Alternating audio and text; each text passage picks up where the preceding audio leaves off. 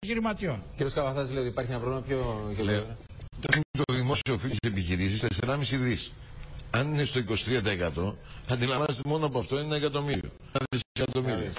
Λοιπόν, που δεν τα έχει δώσει το κράτος στις επιχειρήσεις. Υπάρχει μεταξύ των επιχειρήσεων συναλλαγή που εμείς εδώ από το 2008 η ΓΕΣΕΒ έλεγε το τιμολόγιο, ο ΦΠΑ θα πρέπει να εξοφλείται εντός μηνός. Διαφορετικά το φορολογικό στοιχείο θα απορρίπτεται από το. Να μην μπορεί να μπει στα έσοδα-έξοδα.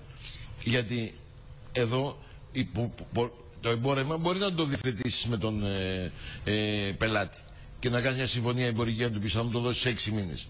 Το ΦΠΑ όμως που δεν είναι δικό σου δεν μπορεί να το πει να πηγαίνει στο λινικές πίσω. Τεράστιο πρόβλημα. Ναι, κύριε Μελά.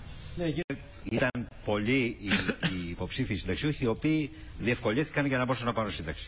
Από την άλλη πλευρά, ένα κακό είναι. Αν θέλετε, δύο παρατηρήσεις ακόμα. Ένα κακό είναι ότι ειδοποιείται.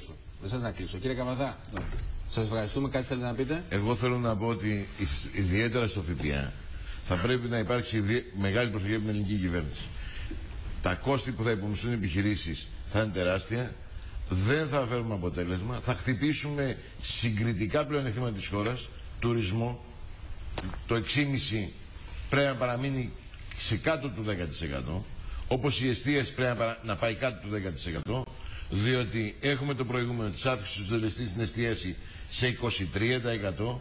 Εγγράφηκαν στον προπολογισμό 800 εκατομμύρια, εισπράχτηκαν 160 εκατομμύρια, με το 2013 εισπράχτηκαν πολύ περισσότερα. Όσο μειώνεται το φορολογικό συντελεστή. Κύριε Καβαθά, γιατί αν είναι φέρνετε λευκό τύρι Βουλγαρίας στην Ελλάδα, για το έχουμε και 6% δεν γίνεται.